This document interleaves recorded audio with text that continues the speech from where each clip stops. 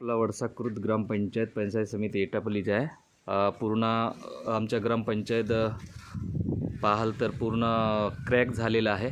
तर इथे काही दिवसात हे बघा आमच्या ग्रामपंचायतचा दरवाजा बघा जवळून तुम्हाला दाखवतो असं झालेलं आहे। हे बघा हा लोखंडी आहे, पूर्ण जंग खाऊन पूर्ण हालत खराब झालेला आहे। तरी या ग्रामपंचायतमध्ये आपला ग्रामसेवक ना सरपंच यांचा काहीही पत्ता नाही।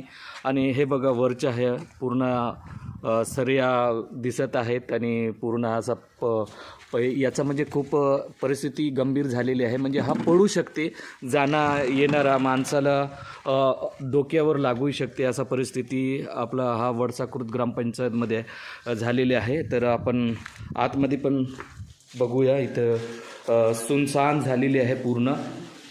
इथं ऑपरेटर नाही, हा आपले सरकार सेवा केंद्राच्या इथे आहे आणि खूप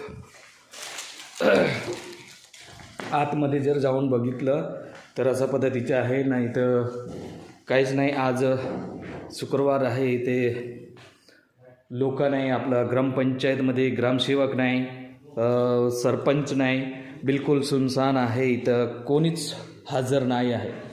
तर असं आमच्या वडसाकृत ग्रामपंचायतमध्ये बेहाल आहे।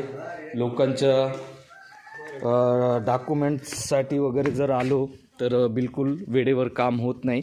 तर आपला मोरावाहीवरून आलेले लोक इथे बसलेले आहेत, कशाबद्दल बसले आहेत त्यांचा पण आपण विचारपूस करू।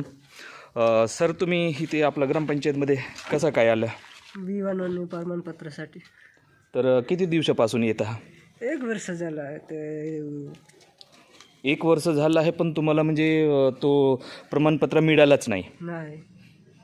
1 वर्ष बघता तुम्ही आमच्या वडसाकृत ग्रामपंचायतमध्ये असा परिस्थिती आहे। 1 वर्ष झाला। काय नाव दादा तुमच्या?